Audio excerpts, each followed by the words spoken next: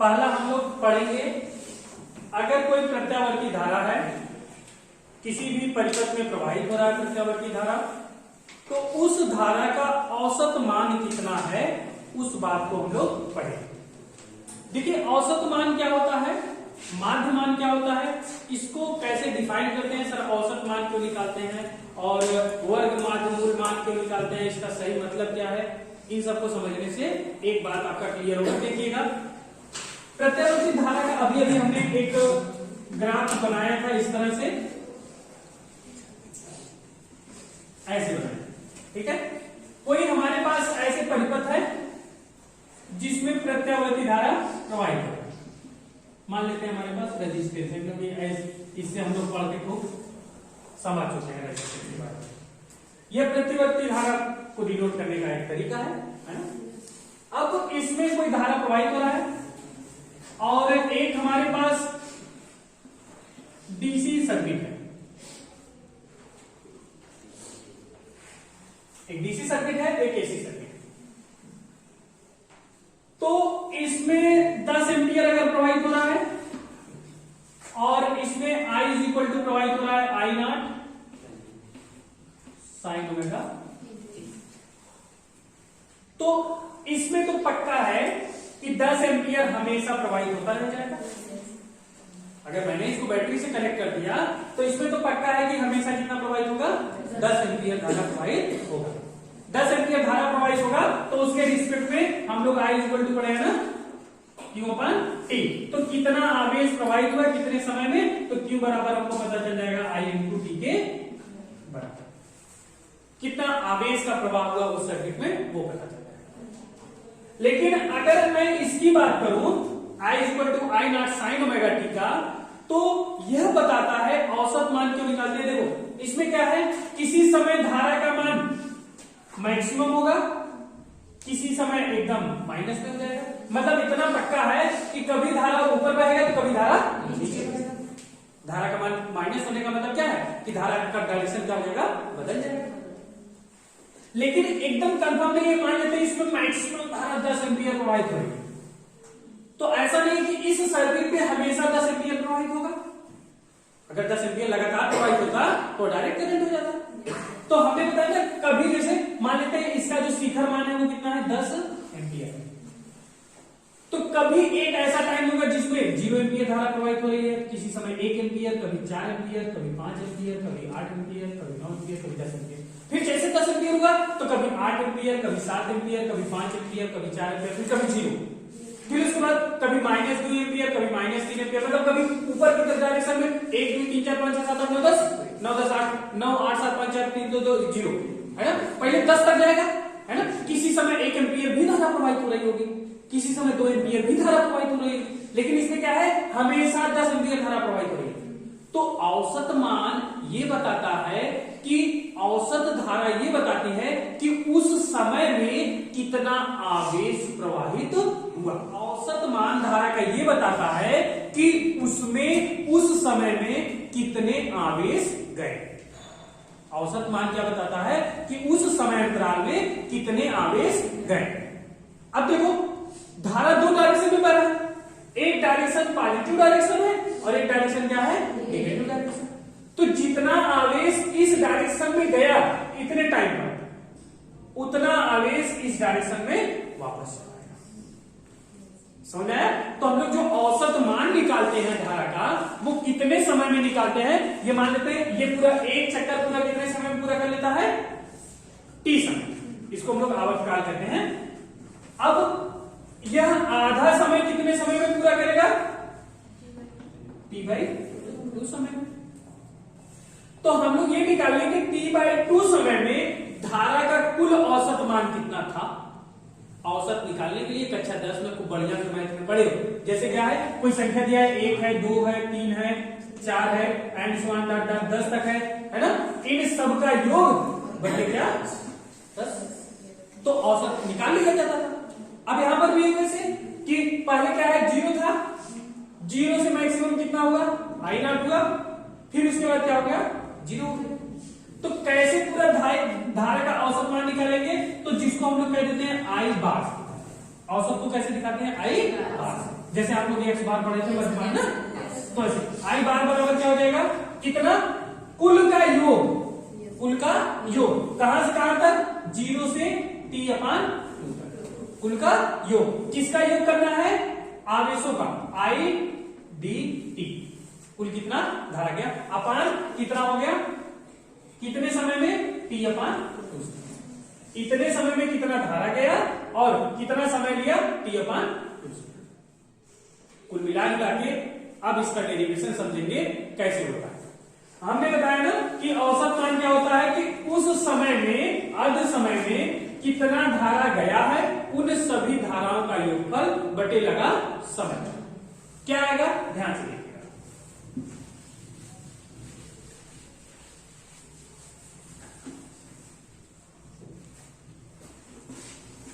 तो आई बार, चाहे आई बार लिख दें, चाहे आई एम लिख दें, कुछ भी चलेगा। आई बार बराबर कितना होगा, कुल धाराओं का योगफल, कुल धाराओं का योगफल कितना हो जाएगा, 0 से t/2 अर्ध चक्र में आई dt, और कितना समय लिया है, कितना समय लिया है, t/2। तो जैसे देखो ओमेगा बराबर होता है भैया 2π/t होता है, और t का मान कितना हो जाएगा, 2π/ω। ये टर्म हम लोग याद रखेंगे। तो i इक्वल टू कितना हो गया, अगर मैं बात करूं t/2 की बात करूं भैया, t/2, तो इधर भी 1/2 से भाग देंगे, तो t/2 का मान कितना है भैया, π/ω। तो यहाँ पे अगर मैं रख दूं 1/π/ω और इनटू 0 से भैया t/2 की वैल्यू कितना हो गया, π/ω। i की वैल्यू है कितना, प्रत्यावर्ती धारा में i का मान कितना होता है, I0 sin ओमेगा, तो पुट कर देते हैं I0 sin ओमेगा t और इनटू कितना, dt। इसी को इंटीग्रेट करना है, जो आएगा वो हमारा आंसर। ये हो जाएगा ओमेगा/π हो जाएगा इनटू, इंटीग्रेशन करना है, करते हैं। कांस्टेंट टर्म कौन सा है भैया, I0 कांस्टेंट है, तो इसको हम लोग क्या कर ले, बाहर कर लेते हैं। क्या हो जाएगा, साइन का इंटीग्रेशन कितना होता है, साइन का इंटीग्रेशन कितना होता है, माइनस कॉस, तो हो गया माइनस कॉस ओमेगा टी, और ओमेगा टी का करेंगे, ओमेगा टी का इंटीग्रेशन करेंगे, तो ओमेगा का इंटीग्रेशन, ओमेगा टी का इंटीग्रेशन करेंगे तो कितना हो जाएगा हमारा, ओमेगा तो हमारा कांस्टेंट है ना। अच्छा, एक टर्म यहां पे बच रहा है कितना हमारा, साइन ओमेगा टी का इंटीग्रेशन करेंगे, तो देखो ओमेगा हमारा क्या हो जाएगा, अपान में हो जाएगा 1/ओमेगा। तो कितना आ जाएगा हमारा यहाँ पर, लिमिट कितना है, 0 से π/ओमेगा। ये देखो ओमेगा से ओमेगा कैंसिल आउट हो गया, कितना बचा हमारा, I0 माइनस यहां पे कह देते हैं upper limit minus lower limit, तो अपर लिमिट कितना है, cos ओमेगा टी का मान कितना है भैया, π/ओमेगा माइनस कितना हो जाएगा, cos, क्या हो गया, माइनस I0, ये पाई से ओमेगा कैंसिल हो, क्या होगा दिक्कत। तो cos ओमेगा, cos 180 का मान कितना होता है,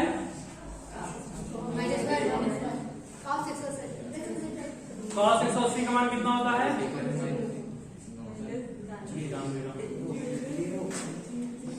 भैया कितना बार तुम लोग को याद दिलाएं, cos 90 प्लस 90, तो cos 90 प्लस 90 मतलब sin 90, sin 90 का मान 1 माइनस 1, क्या होगा, माइनस 1 बोले थे, माइनस माइनस cos 0 का मान कितना होता है, 1 होता है, हमने सुनी भाई, कितना कितना हो गया, ये माइनस अपान में कुछ बचा है यहाँ पर पाई, तो माइनस आई नॉट अपान पाई और इंटू कितना हो गया माइनस, और ये माइनस माइनस मिलकर के कितना हो गया प्लस, तो ये हो गया कितना 2 अपान पाई आई नॉट। ये भैया ये जो 2 अपान पाई है आप इसको सॉल्व करोगे तो आपका आएगा I naught equal to 0.637 I not.